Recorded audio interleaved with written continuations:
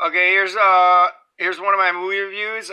If in case you missed it, Saint Vincent, which is basically about a bunch of Bill Murray plays a grouchy neighbor, you know, and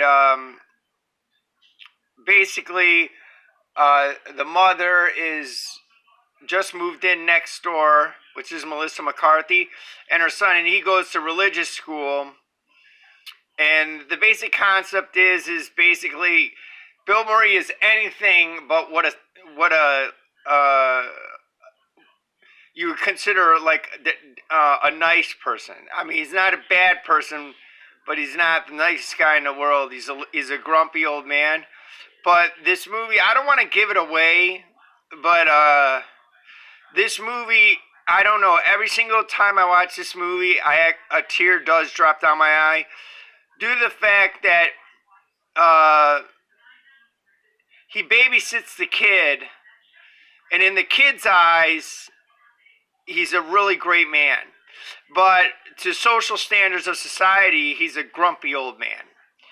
But it really brings a connection to the heart and to the soul, and I love how the ending. I cry at the ending 5 times already.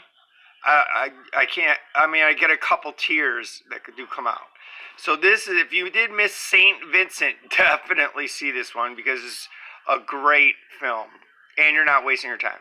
Then we got Birdman, which in all actuality should be called Batman because it personifies half acting, half reality. So it's kind of, the Birdman is a representation of when Michael Keaton was at his highest when he was Batman, and now he's trying to make a play, and he's dealing with the fact that he's just not as significant as he once was. You know what I mean? And then psychologically, this Birdman messes with his head constantly, which is really Batman, but constantly messes with his head, that you could do better, you could do better. And the reality is he really couldn't do better. And it was like that his big budget movie was always in the back of his head, messing with his head. So it goes through, there's only 4 takes in this film, I think 5, which makes it original. It's literally, I mean, 4-scene play.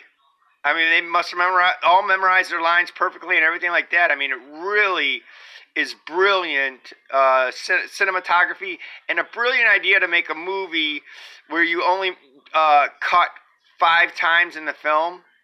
I mean, these actors really had to know their acting, their parts, and they really had to get into their parts.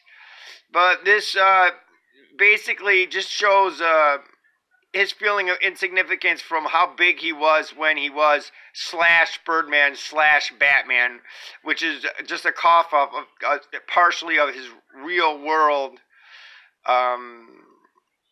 persona. But this Birdman is definitely a great film, and I've never seen a film actually recorded in this manner. Within that alone makes it a great film. But it's a great film on its own with a great, great storyline. And it basically, everybody is in the play, they're struggling for relevance.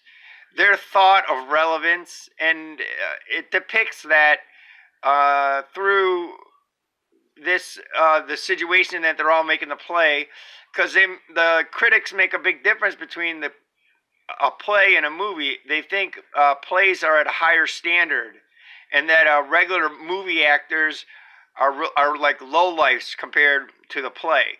So at the same time, he's trying to make the best play that he can. He's fighting with the critic who can destroy his play, but he's putting everything he's got, all the marbles and all the money he's got, into the play. You know what I mean? He's taking all the chances, and you'll see. I'm not gonna tell you the rest of the film, but it's just a really, really great film. You can't, the movies I do recommend, you can't miss. You got to go back and watch, and you can go to your library and get them for free. Most of these ones, so it's not just they cost money, or you got to look for them on the internet. You can get them for free at the library, or at least at my library you can.